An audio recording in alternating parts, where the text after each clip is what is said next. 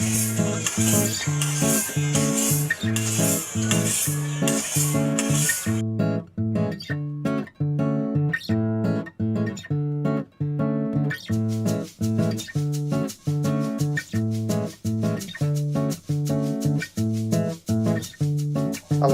my name is Chef Enrique Soriano, and I am from West Oakland, California. I was born in East LA, but my family came here as immigrants, and we moved here to West Oakland when I was 3 years old.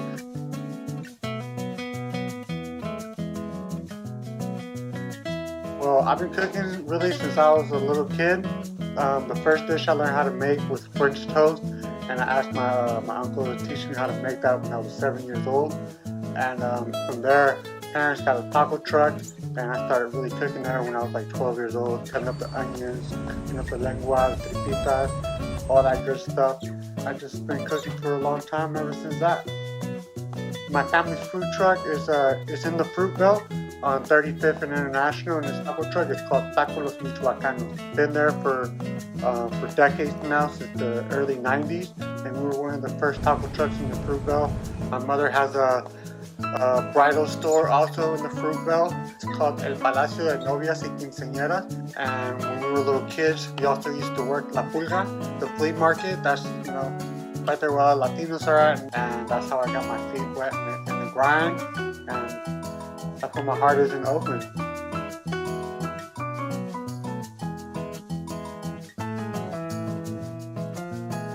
Recently, we did a workshop with Fred Alvarado. He's a local artist, and we teamed up to help to teach the community, multi-generational. We had the older community with the young cats, and we pretty much brought them together, and we had them working side by side. And in the midst of all that action, there's these interactions that we allowed to happen between the two generational gaps, and we can learn so much from each other, from both the old and the young.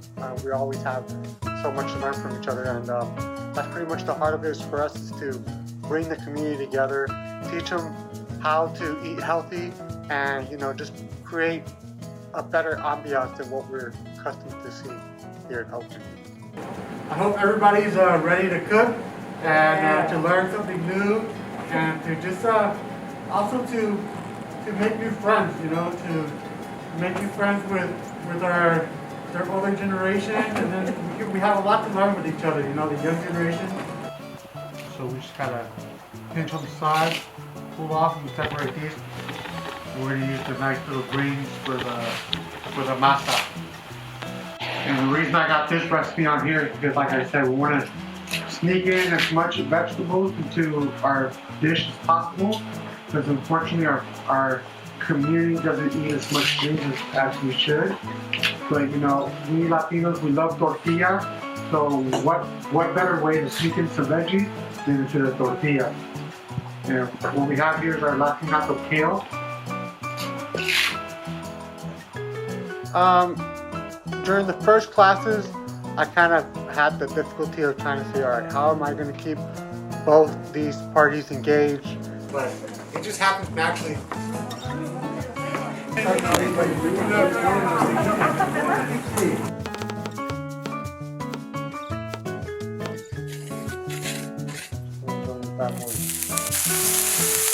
to spread it out evenly, and if it gets a little big, cut it in half, and we'll keep working the strip. I think we start this one.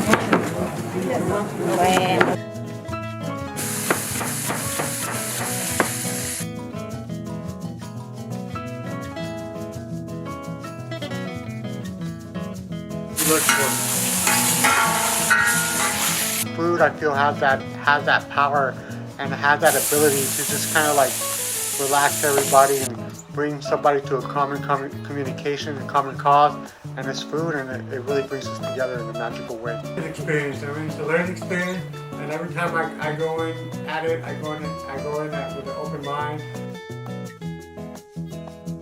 And like I said earlier, it's not that I'm teaching or solely just teaching. I'm also learning. I'm always learning how to deal and how to respond to people, and how different people are and react, and how to engage better with the community.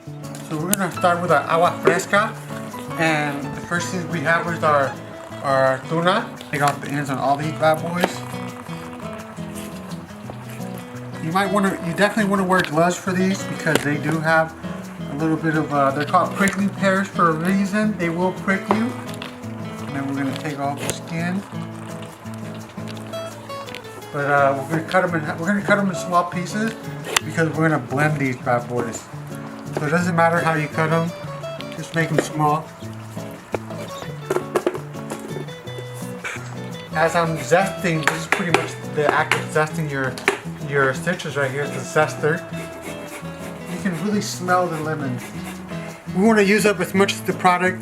We're going to throw away the skins anyway, so it's better to get the zest out of them and optimize your flavor. We're about building flavor, and we're trying to build the best flavor here, and we're trying to make the best use of all of our ingredients. And we're going to blend it in before we actually add the chia seeds.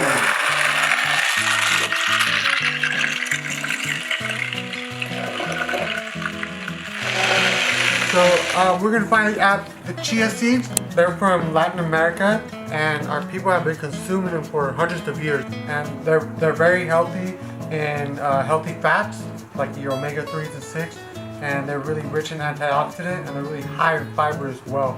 And so this agua fresca is really a really good package if you want to be healthy.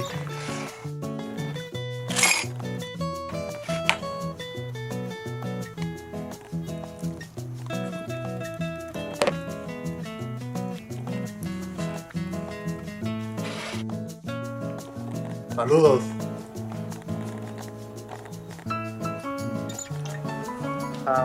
Well, I guess one of the biggest reasons that I do what I do is because food is very powerful, and I know a lot of times people, you see sometimes you see somebody eating their favorite burrito or they're munching on their favorite mac and cheese, and they just don't think nobody's looking. They just kind of break into a little happy down, and it's smacking, it's good.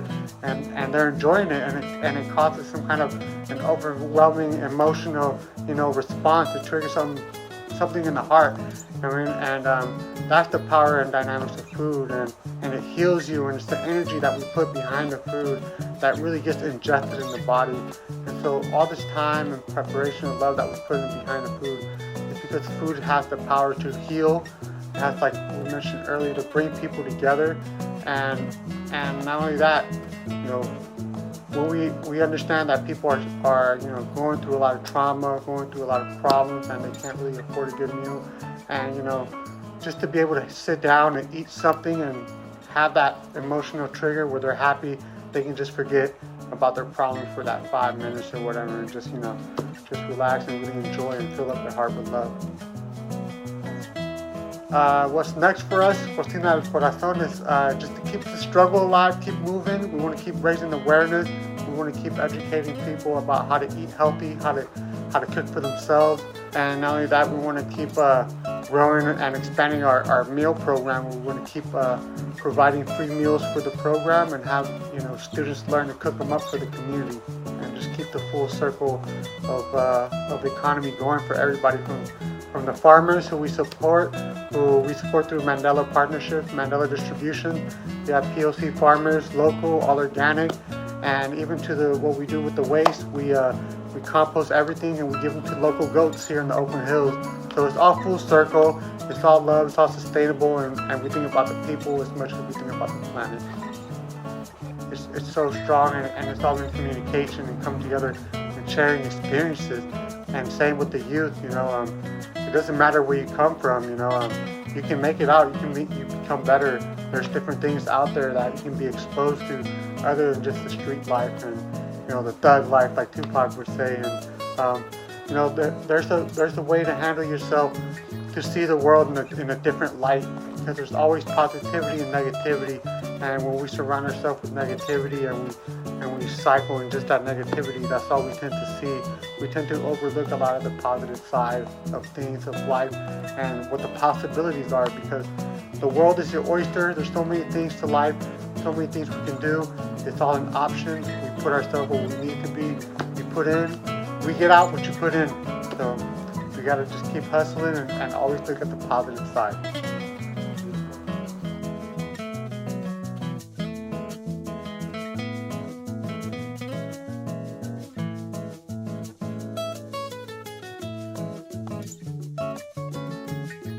Shout out to my girl, Hasmin.